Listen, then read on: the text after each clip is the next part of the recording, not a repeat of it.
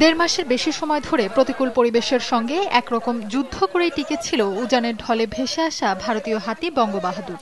কিন্তু শেষ রক্ষা হয়নি। স্থানীয়রা জানান, গত কয়েকদিন ধরেই হাতিটি বেশ দুর্বল হয়ে পড়ে। মঙ্গলবার সকালে হাতিটির মৃত্যু হয়। স্থানীয়দের অভিযোগ, গরম ও পর্যাপ্ত খাবারের অভাবে দুর্বল হয়ে পড়ে প্রাণীটি। বন বিভাগের কইলাম ছেড়ে দেন, হাতি ছাড় দিল না। বন বিভাগের গাফিলতির কারণেই এটা মারা গেছে। তারপরে কোনো খাওয়ার অভাব ছিল না, তারপরে খাওয়ার দেয় নাকি ওরা। এ ঘটনায় বন বিভাগের গাফিলতি রয়েছে অভিযোগ করে বিক্ষোভ করে এলাকাবাসী।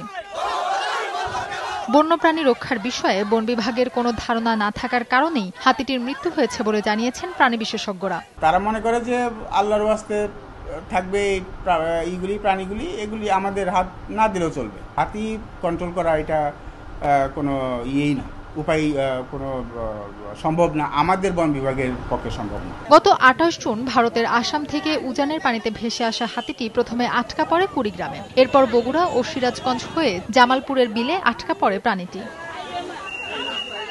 হাতিটি উদ্ধারে ৫ আগস্ট জামালপুরের সরিষাবাড়ির বড়বাড়িয়া এলাকায় যান ভারতের প্রাণী বিশেষজ্ঞ সহ আসাম সরকারের ২ জন কর্মকর্তা। ৬ আগস্ট হাতিটিকে লক্ষ্য করে চেতনানাশক ইনজেকশন ফায়ার করা হয়, কিন্তু ব্যর্থ হওয়ায় উদ্ধার অভিযান স্থগিত করে ৯ আগস্ট ফিরে যায় ভারতের উদ্ধারকারী দল।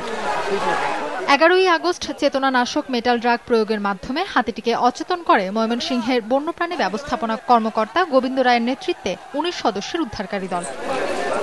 ১৪ই আগস্ট হাতিটি পুরোপুরি নিয়ন্ত্রণে আছে বলে জানায় বন বিভাগ। তবে বশে আনার জন্য বন বিভাগের পক্ষ থেকে হাতিটিকে একের পর এক চেতনানাশক দেওয়া হয়।